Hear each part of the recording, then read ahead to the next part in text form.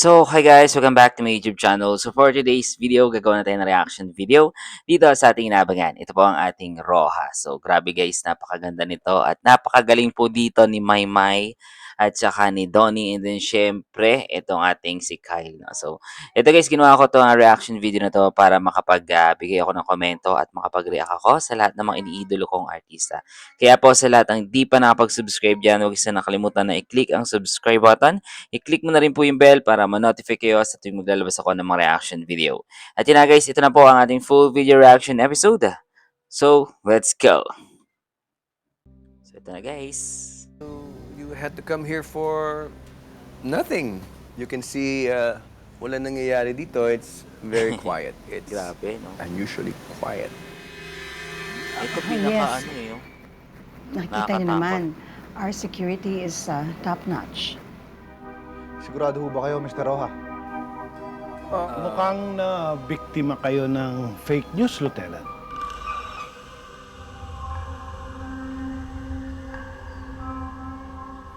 Yeah, I'm sorry I was not able to introduce you to my business partner. Miguel. Miguel Estelito, Lieutenant. Sir.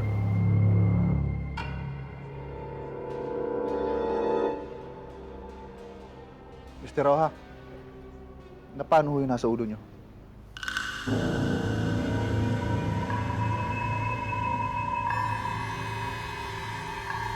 Grabe. Tamaan ako ng golf ball habang nag-golf ako eh. Nako. Pero okay na siya. Sige ho, Mr. and Mrs. Roja, Mr. Estelito. Pangahawakan ho namin ang mga sinabi ninyo. Pero Grabe, no? Talagang hindi sila makapalag dito sa kay Uno. Gawa nga ng kapag magsalita sila ng mali lang, isang mali lang guys, pwede talagang may mamatay na mga inosenteng mga nandyan sa Isla Roja, no? pwede ho ba makausap ko yung anak ninyo, si Liam?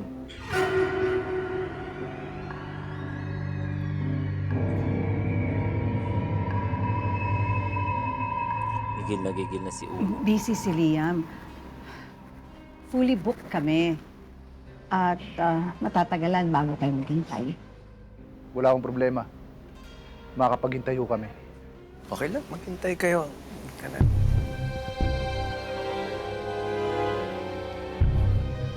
Sana may kutob na tong pulis, no? Tama nga si Kap. Prank call nga. Hintayin na lang nating makausap yung Liam. Buti na lang at makakalibre tayo ng chibog. Chibog. Kawawa naman yung anak kong Doc. Na-scam ng 50 million. Pero tingnan mo si Doc, oh. Parang wala lang sa kanila. Ito parang may kutob talaga tong isa, eh, no? Itong isang pulis. Tog Jessie! Wala dyan, nandoon. Tog Jessie! Ako, delikado kasing nanay niya, eh.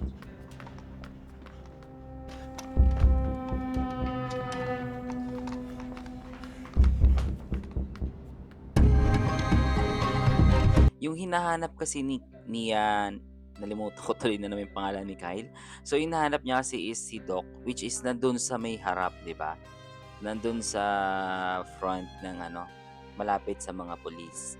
So, possible niyan, hindi niya basta-basta makukuha yung doktor kasi nga, talagang bantay sarado. So, isang maling galaw lang, pwedeng sumabog yung ulo nila doon, di ba?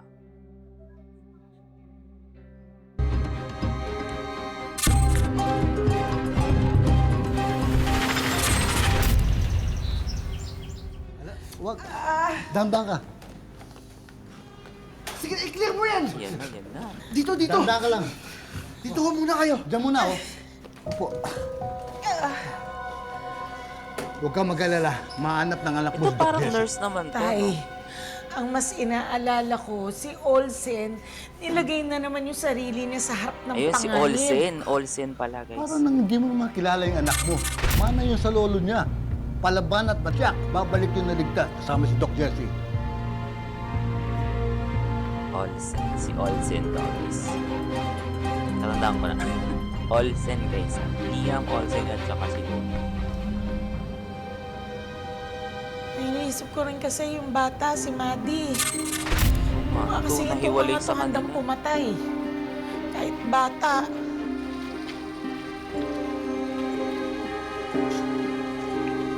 Oo, nakakano Chiklo. naman itong bata. Pasok mo na si Nanay Wendy sa loob. Claire, tulungan mo sila. Ako na mag-lookout dito. Bantay ka mabuti, ha? Oo. Tara. Ito, parang walang kwenta tong Nurse lang ako. sa'yo. Doktor na kailangan yan. Ba't nang iiwan? Sige na, Chiplo. Ako na bahala. Grabe.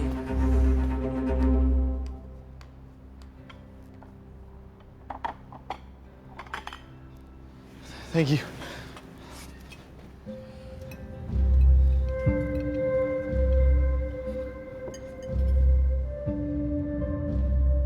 Or chef, di ba ang bilin ko, ang gusto ko sa steak ko, yung madugo?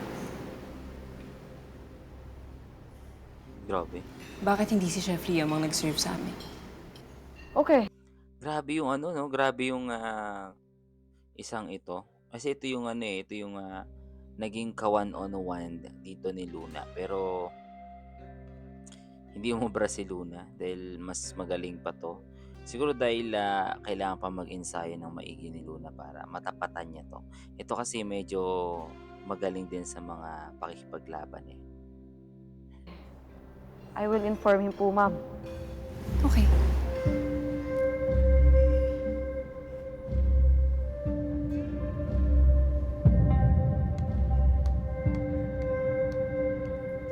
Kain!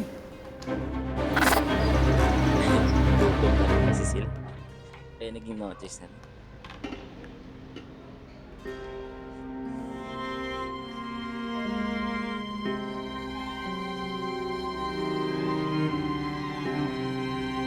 Ito na si Liam.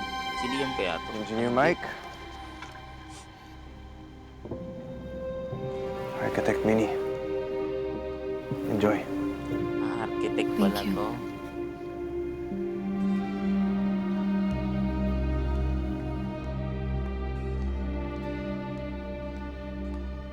Kanino kaya ibibigay yung ano, may SOS? Doc Jesse!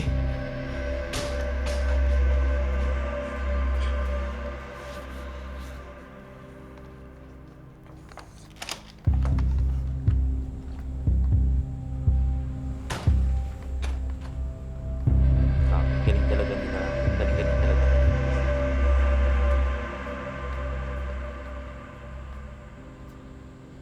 Ay, may camera. Delikado. Dapat sirain niya. Buti na lang itong part na dinadaanan niya ay wala masyadong ano no, wala masyadong mga tauhan. Siguro dahil ano mga nakafocus sila gawa nga ng merong mga pulis na nag-iimbestiga. So okay na rin yung paglilibot dito ni ano ni Kyle para safe siya dito. Medyo lang naman kasi hindi rin pwedeng magpaputok yung mga kidnapper, di ba? Maririnig ng mga pulis. Cheers! Tenant! Cheers! Thank you, sir. Pero on the job.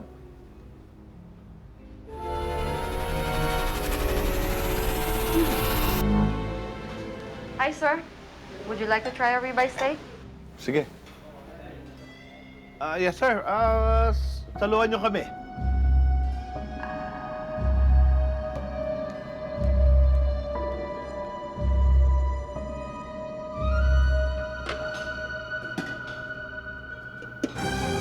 Ayan na.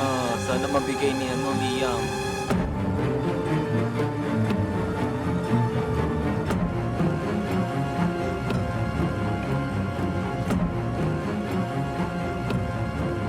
Nakakaba yung gagawin ni Liam.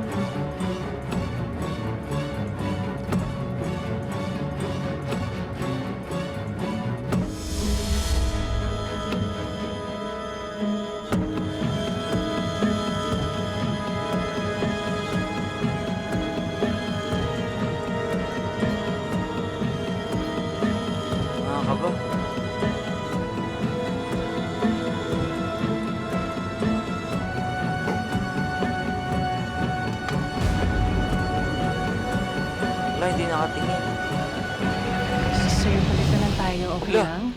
Well done kasi yung na-serve sa akin. Oh my God! Makikita. Baka parusahan sila. Pero dapat wag pumayag itong pulis. No? Matalino talaga tong babae na to. Pero grabe. Totoo lang, kinilabutan at kinabahan ako. Guys, ano kayang mangyayari pag nalaman itong babae, no? Sabi ko naman dito kay Chef Lia, I like my meat rare. Yung madugo.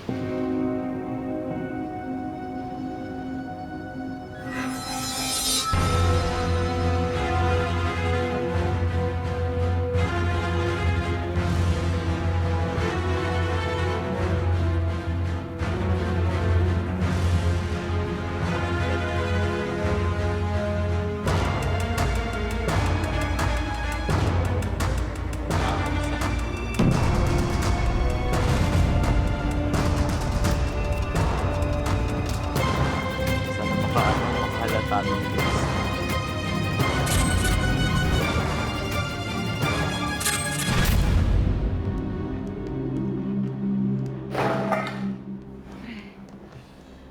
Makakagawa pa ako ng ibang paraan.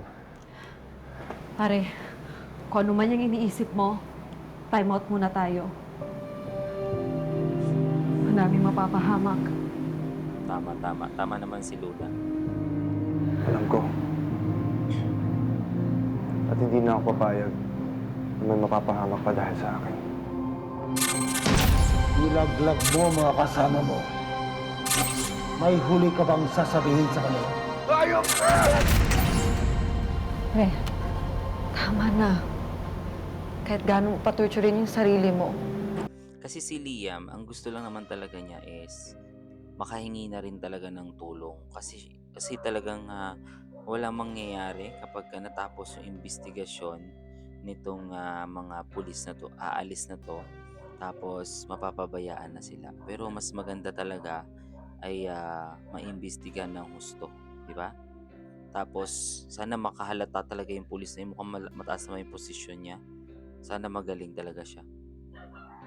Nangyari nang nangyari.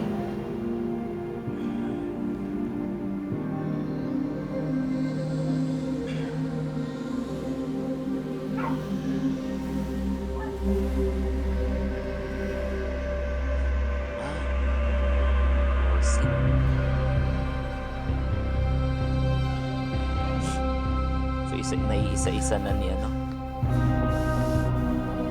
naiisa-isa niya na yung mga kalaban. Buti matalino, no?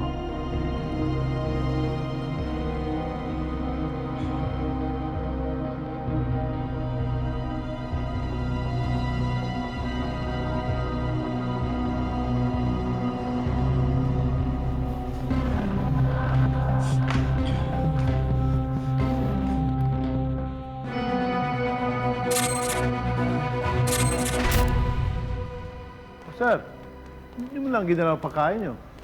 Okay lang, sir. Hindi naman ho yung pinunta namin dito eh. Nahihiya nga ako dahil yung mga kasama ko kumain pa.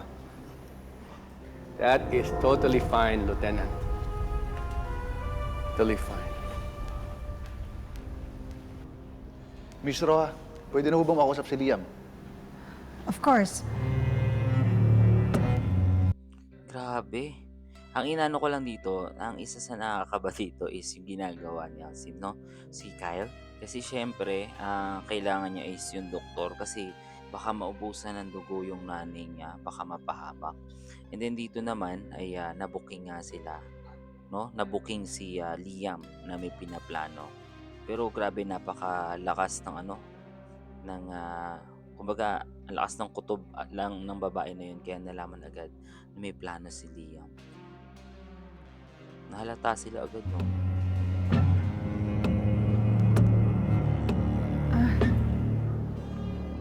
Liam.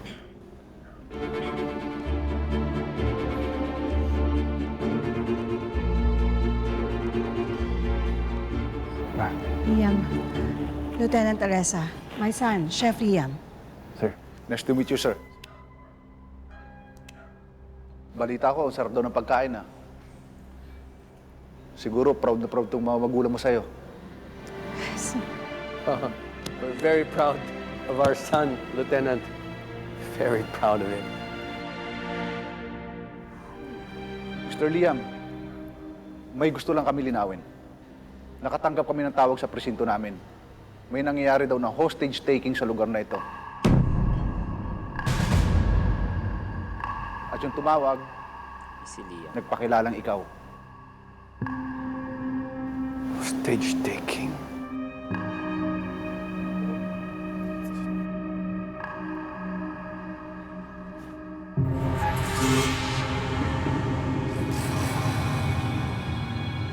Hindi po ako tumawag, sir.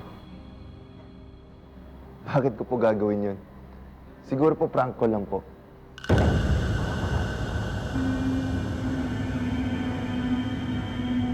Okay, Ako. at least sa'yo na nanggaling. Grabe yung ano.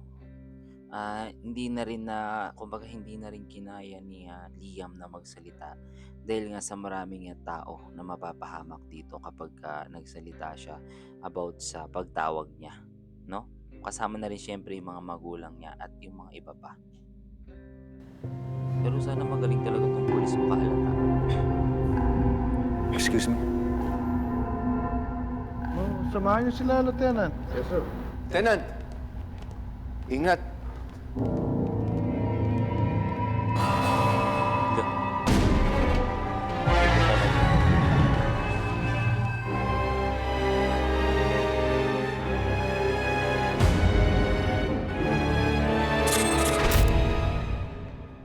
Ito na si Glenn. Ito na siya.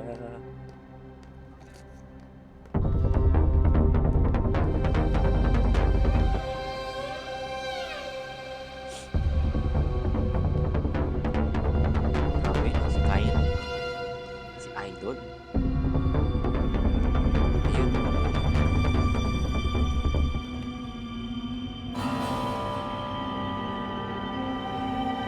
Hindi niya alam kung ano yung nangyayari, no? Ito guys, yung part na to kasi hindi niya alam kung ano yung nangyayari dyan sa loob. Kasi 'di ba, andun sila sa parang kabilang resort nito, sa kabilang side. So wala siyang ka-idea kung bakit naging ganito yung setup.